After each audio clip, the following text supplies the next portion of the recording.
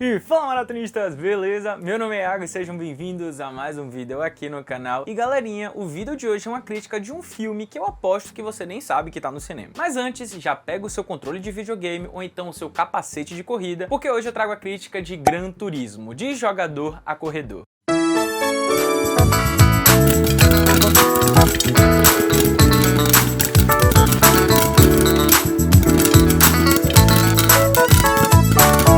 Esse desconhecimento do lançamento do filme lá nos cinemas é porque a sua janela de lançamento ela tá bem pequenininha. E além de ter uma janela de lançamento muito curtinha, outros dois fatores influenciaram para esse desconhecimento total. O que eu quero dizer com isso é que pouco se falou sobre esse filme. E isso tem a ver com o fato dele não ter sido promovido nas redes sociais e também as próprias redes de cinema não falaram muito sobre ele. Então quando você entrava em algum cinema era muito difícil você ver algum cartaz sobre esse filme. Então o desconhecimento era meio que óbvio. O filme, galera, ele é baseado em uma chocante e incrível história real, onde um garoto que sempre amou carros e era viciado no jogo de corrida Gran Turismo, ele acaba tendo a oportunidade de competir em carros reais e se tornar o mais novo piloto da Nissan. E galera, eu confesso pra vocês que o trailer do filme ele não é nada chamativo. Parece que vai ser apenas mais uma obra de carros de corrida extremamente genérica. Fora que o fato de ser uma adaptação de jogos de PlayStation para as telonas, isso com certeza é uma grande barreira. Até porque as últimas adaptações que a gente teve de videogame para as telonas foram um completo fracasso. E além de ser um completo fracasso, ainda tem a questão de que as pessoas que não são muito fãs de plataformas de videogame,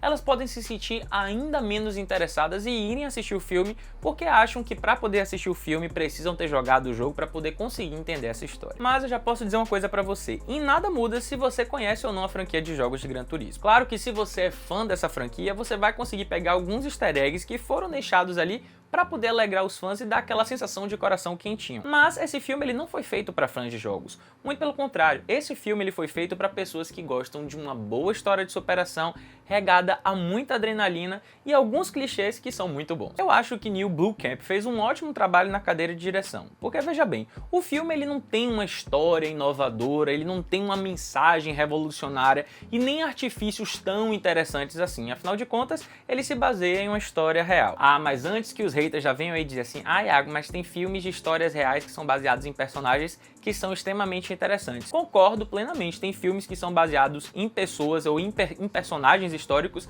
que são realmente muito bons. A questão é que pelo fato de se basear em uma história real, o filme ele meio que se limita a algumas coisas para poder não exagerar tanto. Então aí esses artifícios hollywoodianos eles não podem ser aplicados. E aí essa questão, por mais que a história em si do filme Gran Turismo ela seja interessante, ela corria um grande risco de se tornar algo monótono, caso não fosse bem trabalhada pela direção e também pelos atores. Mas não, galera, a história ela é meio que contada em capítulos, mesmo que eles não sejam visivelmente divididos, sabe? O que eu acho que é muito bom, porque isso só mostra a competência do diretor em dividir a história em partes, sem precisar explicitamente dizer para o público que ele tá fazendo essa divisão. Acontece meio que de forma orgânica e isso é maravilhoso. E claro que se estamos falando de uma história adolescente e é uma história de herói, é óbvio que a gente vai ter clichês, mas esses clichês eles foram muito bem-vindos a essa história, porque só agregaram valor a tudo aquilo que estava sendo mostrado. E aí, óbvio que para além de um excelente storytelling do diretor, a gente tem um elenco no mínimo interessante. Por exemplo, a gente tem Art Madquee que dá vida ao nosso protagonista, que eu confesso que não é o protagonista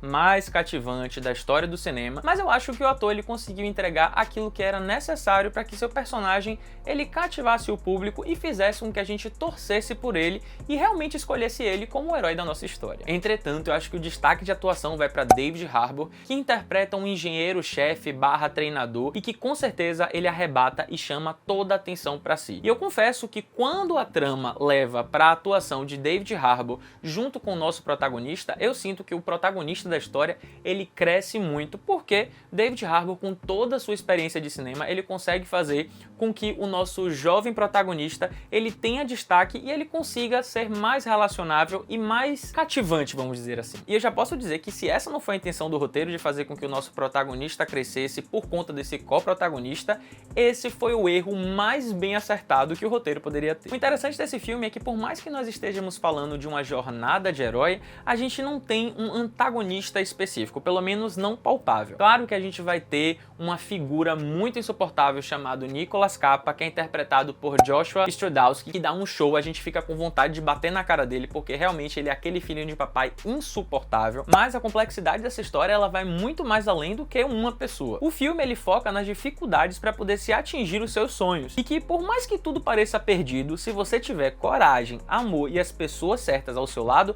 as coisas podem e com certeza vão fluir. O que me deixou contente nesse filme foi o fato de que ele prova que é possível sim você fazer uma boa obra com uma história simples. É só você ir direto ao ponto, você trazer momentos leves, você trazer questões interessantes e que vão fazer com que a gente se pegue preso naquelas emoções e naquela situação sem a necessidade de firula, sem a necessidade de reinventar a roda. Ou seja, essa obra serviu para mostrar que é possível sim você dar uma boa experiência para o telespectador sem necessitar de efeitos especiais de ponta ou então de mensagens extremamente profundas que vão fazer você ficar com a cabeça pegando fogo. Não, você pode fazer muito com pouco, aquela história, às vezes menos é mais. Diferente de outros filmes, né, que utilizam muito a computação gráfica, utilizam muitos efeitos visuais, muitos recursos, tentam fazer tudo, tentam ser mega, e sim, eu tô dando uma indireta pra Mega Tubarão, eles tentam ser mega, mas acabam sendo mega decepção. Por isso eu, Iago, dou 4 almofadinhas pro filme, porque eu acho que é uma experiência muito bacana, eu acho que vale a pena ser assistido no cinema, porque é um programa leve, é uma ótima pedida pra